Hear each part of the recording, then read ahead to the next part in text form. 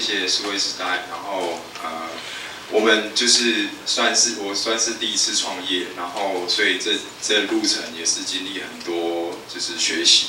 那我选了一个题目，这是室内定位，其实也跟我的本身博士班研究的东西有一些关系。那所以今天来跟各位分享。那为什么说室内定位是导航的最后一里路？那因为大家就是如果有用手机的习惯的话，就是打开 GPS 你就可以知道你现在在哪边。那通常来说，它可以导航到最多就到这个建筑物的前面。那接下来你就要凭着你自己的本事 ，OK， 就是你进到这个建筑物里面，你就可能会迷路。那尤其是像在台北火车站，那如果又遇到这种吐血的指标，这设计这个指标的人应该要打屁股一下。对，那基本上如果遇到这种吐血指标的话，你会可能越走越紧张，完全不知道该往哪个方向走。因此我们就在想说，这样子的一个问题要怎么被解决？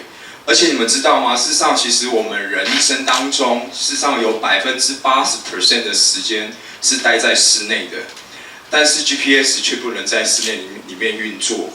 那这个问题，事实上其实大厂 Apple、Google 他们也都看到这样的问题。那首先，2013年，苹果光是在这个室内定位就砸下了6亿台币，买了一家公司叫 WiFi Slam， 它就是要来解决这个室内定位的这个问题。那他们就是最近就提出这个 iBeacon 的这个概念，希望透过这种低耗电，那可以而且可以够便宜的一个装置，然后来达到室内定位。那另外一方面的话，Qualcomm、Samsung 跟 Nokia 呢，他们就是也是像打群架，就是大家就是成立一个联盟，in location 的 alliance。那目前已经有超过100家的一个成员数，那我们很荣幸也是其中一家。那这一个联盟的话，基本上就是在制定这个室内定位的一些规范。那希望说大家都是 follow 在同一个 rule。不过各个大厂还是各怀鬼胎啦，就是说自己都还是做自己的，然后可能就是有一部分才 announce 出来。对，所以这个市场怎么玩？事实上，其实大厂们其实都还在 fine tune。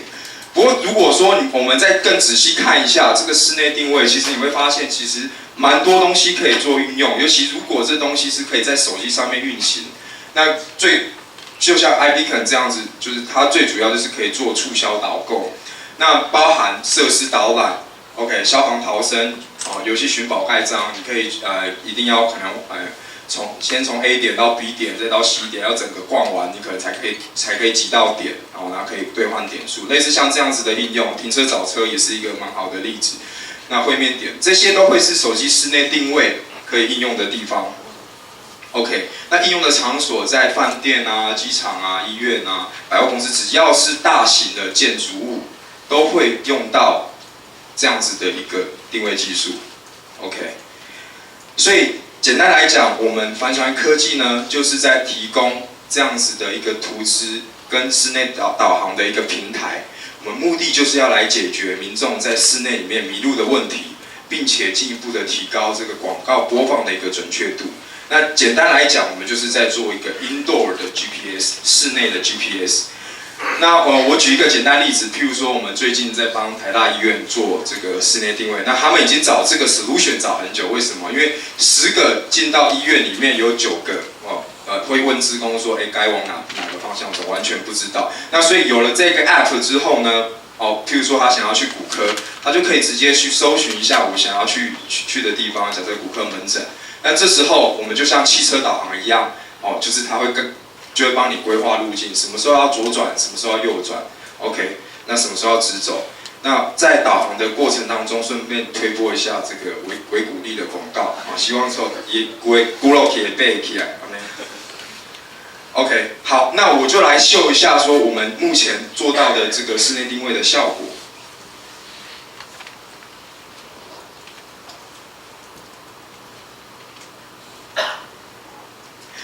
那我这边举一个我们在台中大圆柏就是我们就拿着这个手机在那边瞎晃，然后这是我 partner， 然后我们把那个手机的那个录制画面就放在左边，所以各位可以看到就是我 partner 这样拿着手机，他事实上他的那个手机荧幕上面出现的位置哦，就非常的精准。那在这边里面，我们事实上没有架设任何的定位设备，我们仅透过就是现场现有的 WiFi 设备，再加上我们手机里面的一些惯性元件，包含像是 G sensor、gyro 等等，然后把它融合出来，来得到一个准确而且 smooth 的一个定位效果。OK， 所以做起来其实这样子的定位效果其实是还不错的。那比其他的大厂来说，他们我们提供的这样是更 smooth、更准确的一个定位效果。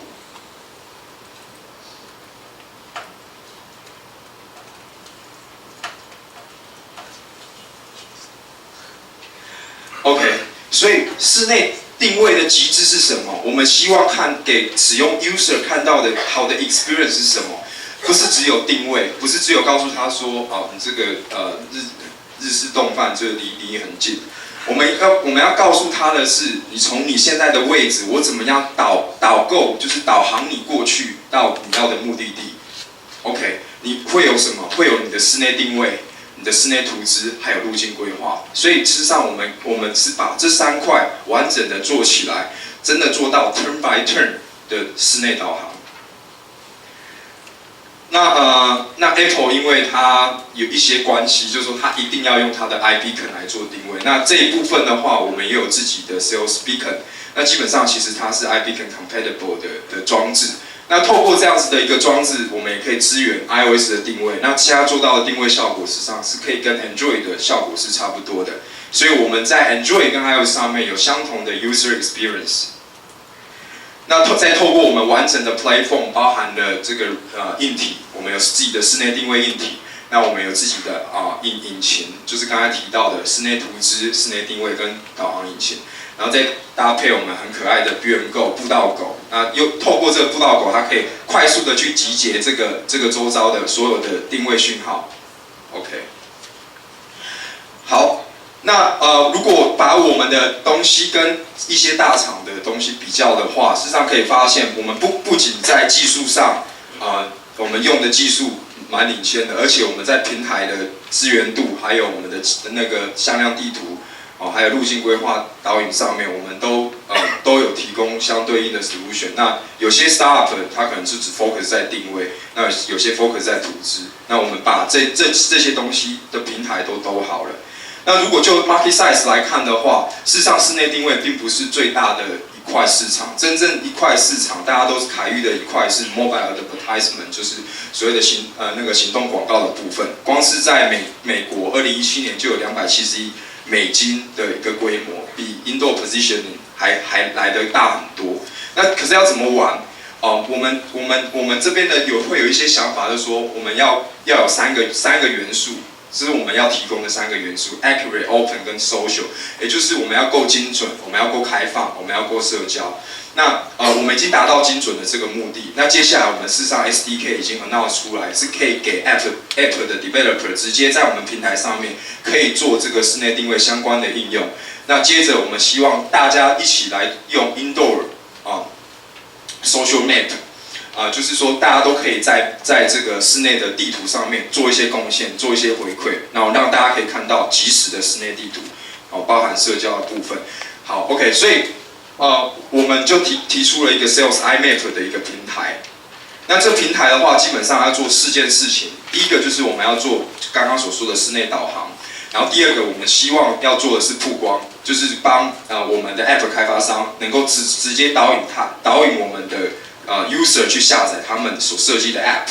然后接着我们要做一些 beacon 的管理或是 promotion 跟 coupon 的推播，最后再来回馈分析说，这个场域里面哪边是热区，哪边是客户会点 coupon 的地方。OK， 好，那这个平台我们目前上架就是已经提供台北火车站的室内定位，那至少就是大家在台北火车站这个全台湾最大的迷宫不会再迷路。OK。